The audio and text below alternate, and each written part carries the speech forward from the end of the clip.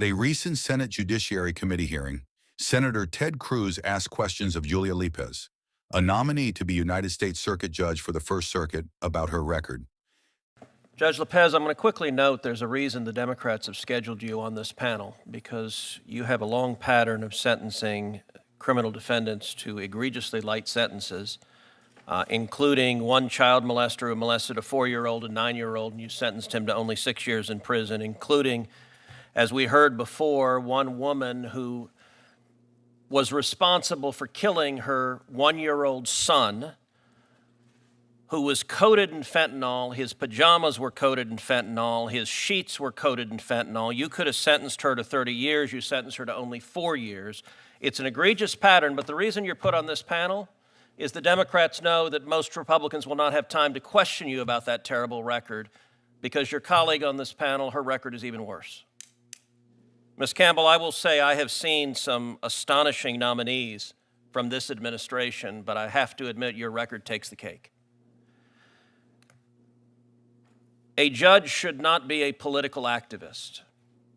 Your record demonstrates to me a long history of being a political activist, but not just an activist who affiliates with extreme and radical organizations. Now, when Senator Grassley asked you about the Workers' Dignity Organization, you gave, I think, deliberately misleading answer. You said you did not represent them, and that convinced Senator Grassley not to continue on that line of questioning.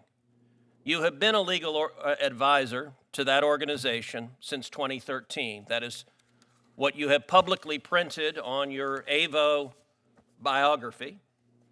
It is what has been described in the Tennessee Bar Association when you were nominated. It explicitly says she served as a legal advisor for local workers' rights nonprofit Workers' Dignity. Now, why is it you're distancing yourself from them? The reason is because they are utterly radical. If you look at this group that you've served as the legal advisor for over a decade, this is an openly Marxist organization. This is a communist organization. Now, those words are not said lightly. According to their own characterization of their views, this group says there's no election outcome that improves conditions for workers. The laws of this country have never worked for our people, and now that the system is crumbling, we will continue to stand in community and solidarity with each other. The only way we win in a world we deserve is by building a multiracial working class revolution that can push out white nationalism, violent state racism, and the capitalist class that is desperately clutching to hold control and profits as the people rise up. Why have you spent a decade as a legal advisor to an openly communist and Marxist organization?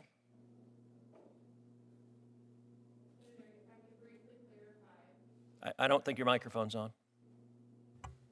I apologize, Senator. If I could briefly clarify, more than a decade ago, probably for the course of 2 or 3 years, I served on an advisory board that helped this, at the time, was supposed to be a nonprofit workers' rights organization get set up and get started.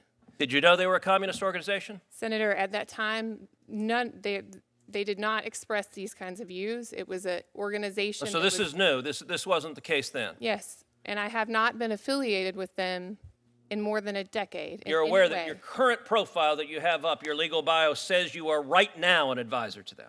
I apologize for any confusion about that. So your testimony under oath, and that's all right, the facts will come out, but your testimony, I want to make it explicit. Your testimony under oath is that you have done absolutely nothing and had zero contact with them for how long? I have not served on their advisory board for... You've done absolutely nothing and had zero contact with them for how long? Please answer the question. Many, many years. Senator. How many? I don't know, sitting here today. It's been many years. Okay, if you look at other statements from this organization, because they are radicals. They are radicals. If you look also, this is the same group in 2020. They called for abolishing ICE, abolishing prisons and detention centers, and abolishing the police. Why did you volunteer for a communist organization that calls for abolishing ICE and abolishing the police? Senator, I have never seen these comments before. You didn't know who you were volunteering for? I was not a volunteer for them at that time. You were a legal advisor. Were you paid? No, I was not. Then you were a volunteer. If you volunteered to be a legal advisor, you were a volunteer. Why did you volunteer? Do you support abolishing ICE? Senator, at this time, Do you support abolishing ICE? I do not, Senator. Well, it's amazing because a minute ago you also told Senator Graham that the Tennessee Immigrant and Refugee Rights Coalition that has a manifesto calling for abolishing ICE, you said you had nothing to do with it, which is fairly astonishing because on page 3 of their manifesto, they thank you by name for what they say. We would like to thank the following individuals and organizations for their thoughtful feedback and input. This platform would not have been possible without their expertise. Are they lying? Senator, I'm not familiar with that manifesto. Are they lying? Did you provide any assistance? Did you give feedback and input, which is what they say on the cover page?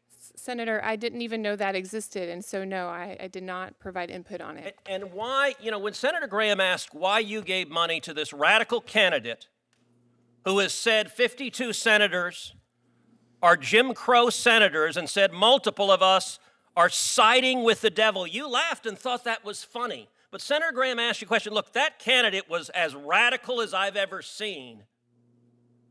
And when Senator Graham asked why you gave money to that candidate, you just smiled and didn't answer. So why did you give money to a radical candidate who believes multiple members of the Senate are siding with the devil? Senator. Actually, Senator Whitehouse, you weren't here before, but there was an exchange with the chairman where Senator Kennedy asked for longer periods because you have 2 circuit justices, and the chairman said he was going to give additional time. So the comment they want to be gavelled as part of the show is not accurate, and Senator Welch said he was going to give additional time. In fact, he said at the beginning he was going to give 6 minutes. So my question, you did not answer Senator Graham. Mr. Chairman, how much time has expired? How much time has expired? I just want to clarify. I just walked in. Why did you give money? 6 minutes? Because it seems like more than 6 has passed. Why did you give money to this radical? Put up the devil one too. Why did you give money to this radical candidate? $1,500, a lot of money. That's a question. Senator, again, I'm not familiar with these comments. Why did you give money to this radical candidate? What? Could you let her answer the question, please? I'm not familiar with these comments, and Why did you give money to her? That's the question. You're not going to answer? You're refusing to answer why you gave money to her. Senator, I'm not familiar with these That's not an answer. My answer is, why did you? What is the affirmative reason? You gave $1,500. There was something you saw in her that you said, this needs $1,500. Why? Please answer that question. Time has expired. Would you please ask the witness to answer the question? She's refusing to answer it. It's indefensible, but answer. Was there any reason? Or do you just give $1,500 to anyone? Senator, your time has expired. I would like her to answer the question. And you said she could answer the question. She has refused to do so multiple times. Please answer the question, Ms. Campbell. She answered the question. No, she did not. She said she didn't know those comments. That's not why she gave the money. Senator. Can I ask you why she gave the money? No. You don't know because she hasn't answered. Are you going to answer, Ms. Campbell, or does this committee not deserve to know why you gave money to a radical who says we are aligned? Mr. Chairman, I have a lot of other senators have busy days. Can we get on with the next person? So you don't want an answer to the question either, Senator Booker?